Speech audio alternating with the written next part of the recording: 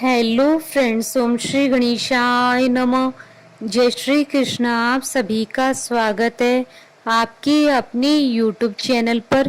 Friends, आज हम आपको इस वीडियो में बताने जा रहे हैं कार्तिक मास महात्म के 11वें अध्याय की कथा के बारे में, जिसको सुनने मात्र से ही मिलता है उत्तम फल और होती हैं सभी मनोकामनाएं शीघ्र ही पूर्ण। फ्रेंड्स, वीडियो शुरू करने से पहले आपसे रिक्वेस्ट है, अगर आप हमारे चैनल पर नए हैं और आपने अभी तक चैनल को सब्सक्राइब नहीं किया है तो प्लीज़ सब्सक्राइब कीजिएगा चैनल को, साथ ही प्रेस कीजिएगा बेल आइकन को, जिससे नए वीडियो से रिलेटेड नोटिफिकेशन आपको तुरंत प्राप्त हो सके। और वीडियो पसंद आने पर वीडियो को लाइक और शेयर जरूर कीजिएगा, ताकि सभी भक्तों को इस वीडियो का लाभ प्राप्त हो सके। और कमेंट बॉक्स में जय श्री कृष्ण जरूर लिखिएगा।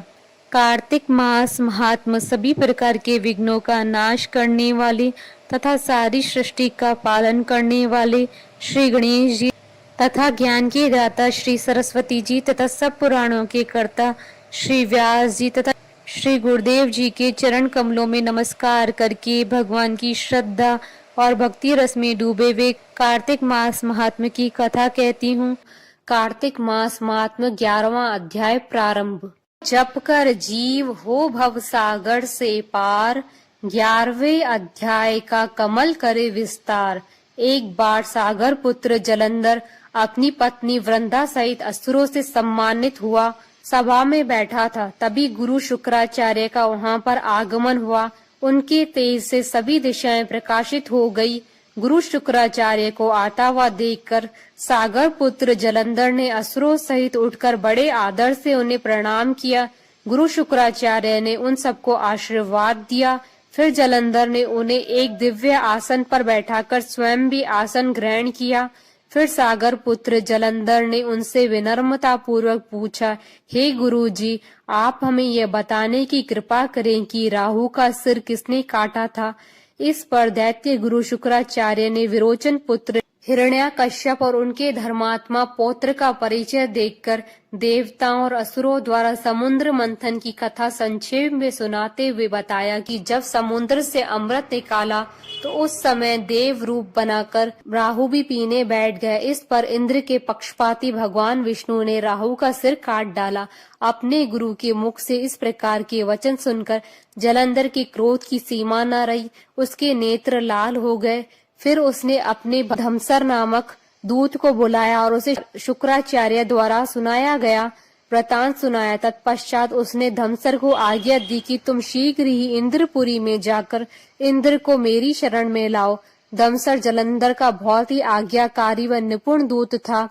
वह जल्द ही इंद्र की सुधर्मा नामक सभा में जा पहुंचा और जलंधर के शब्दों में इंद्र से बोला, हे देवता धाम, तुमने समुद्र का मंथन क्यों किया और मेरे पिता के समस्त रत्नों को क्यों ले लिया? ऐसा करके तुमने अच्छा नहीं किया।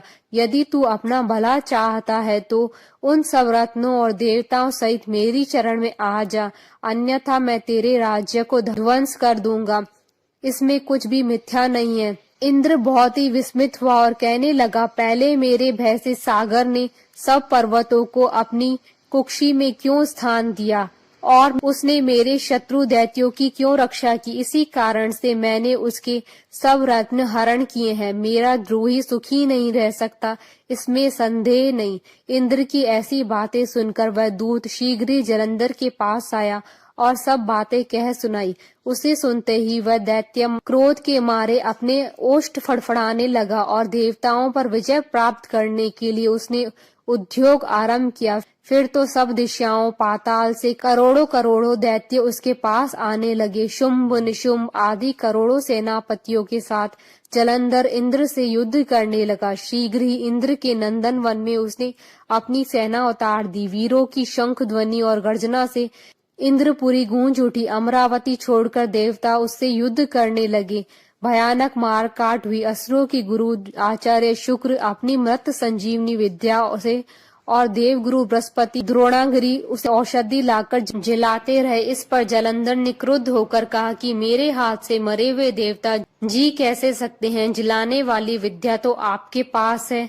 इस पर शुक्राचार्य ने देवगुरु द्वारा द्रोणाचार्य से औषधि लाकर देवताओं को जिलाने की बात कह दी। यह सुनकर जलंधर और भी कुपित हो गया। फिर शुक्राचार्य ने कहा, यदि शक्ति हो तो द्रोणागिरि को उखाड़कर समुद्र में फेंक दो, तब मेरे कथन की सत्यता प्रमाणित हो जाएगी। इस पर जलंधर कुपित होकर जल्द ही द्रोणागिरि पर्वत के पास पहुंचा और अपनी भुजाओं से पकड़कर द्रोणागिरि पर्वत को उखाड़कर समुद्र में फेंक दिया।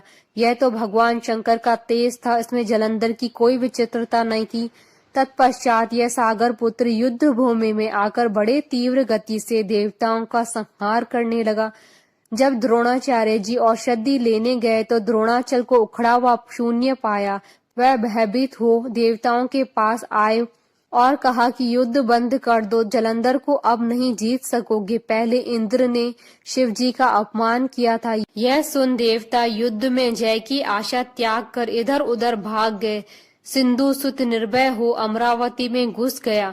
इंद्र आदि सब देवताओं ने गुफाओं में शरण ली। इति श्री कार्तिक महात्म्य 11वां अध्याय संपूर्ण। बोलिए भगवान विष्णु जी की जय, सनातन धर्म की जय। हमारे साथ इस वीडियो में अंत तक बने रहने के लिए आपका धन्यवाद। ओम श्री गणेशाय नमः। जय श्री कृष्णा।